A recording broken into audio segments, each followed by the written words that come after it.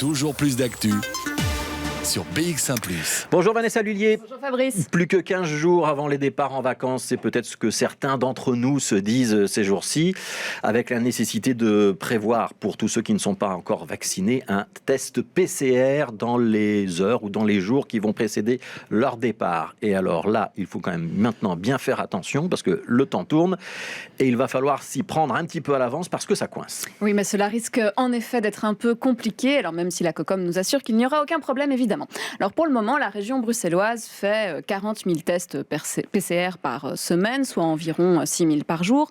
Et on se souviendra qu'au pic de la deuxième vague, on avait pu monter à 9 000 tests quotidiens. Alors actuellement, environ un tiers des tests réalisés le sont pour des voyages, mais au fil des jours, eh bien, la proportion, elle augmente forcément. Alors certaines personnes auraient déjà reçu leurs résultats de tests en plus de 24 heures, ce qui peut poser des soucis si vous prenez un avion et que le pays de destination demande un test de moins de 48 heures. Alors du côté de la COCOM, Inge Neven, donc la responsable d'hygiène, dit ne pas être au courant de cette situation et assure que tout est prévu pour une augmentation progressive de la capacité de testing, aussi bien au départ qu'au retour si on revient de zone rouge.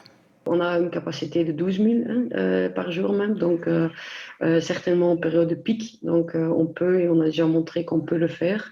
Et donc disons que la capacité de base reste à 9 000, mais que pour les jours de pic, entre guillemets, on peut encore augmenter jusqu'à 12 000 doses par jour. Et ça, c'est sans prendre en compte des initiatives supplémentaires qui sont prises par des labos privés.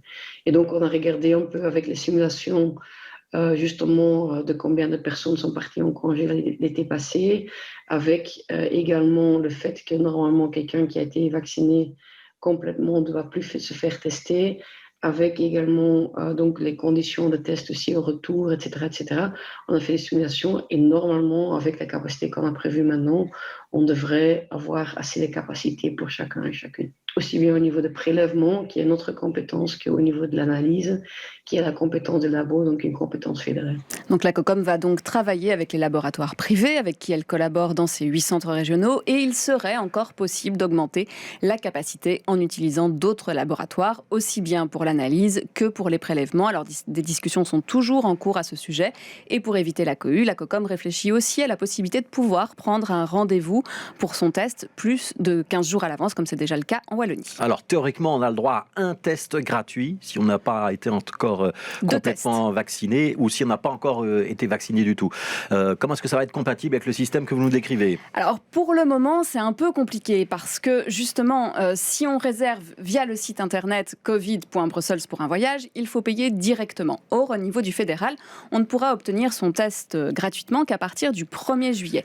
Et pour l'avoir, il faudra passer par plusieurs étapes. Tout d'abord, se connecter au site masanté.belgique.be via un lecteur de carte d'identité ou par l'application It's Me. Alors pour ceux qui sont dans les conditions donc d'avoir ces tests gratuits, un code à 16 chiffres sera envoyé par SMS ou par email et il faudra le référencer en prenant votre rendez-vous. Alors vu les difficultés rencontrées par les personnes qui ont voulu s'inscrire pour la vaccination dans les premiers temps, eh bien la COCOM et Inge Neven ont anticipé. Pour les personnes qui sont bien digitalisées et qui ont l'habitude justement de faire plein de choses online, comme on dit, ça va être facile parce qu'il faut juste accéder au réseau de santé bruxellois pour pouvoir accéder à ces codes. Donc normalement, ça va bien se passer. C'est le même processus et la même location également pour les certificats Covid pour pouvoir voyager. Et donc quelque part, pour ces jours-là, ça va bien se passer. Et on le voit aussi un peu comme opportunité alors qu'il y a plus de gens aussi qui vont se connecter au réseau de santé bruxellois. Mais on est bien conscient évidemment que pour certaines personnes, ça va quand même poser des problèmes et des questions. Et donc on essaye quand même de prévoir ensemble avec les communes, les acteurs locaux, etc., de prévoir quand même aussi un accompagnement pour ça.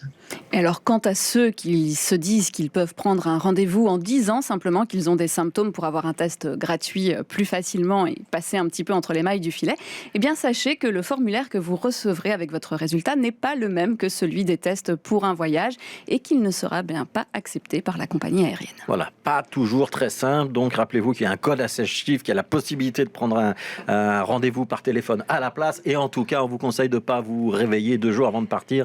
Sinon, vous risquez de monter dans l'avion sans avoir le fameux test PCR. Merci beaucoup, Vanessa Lullier.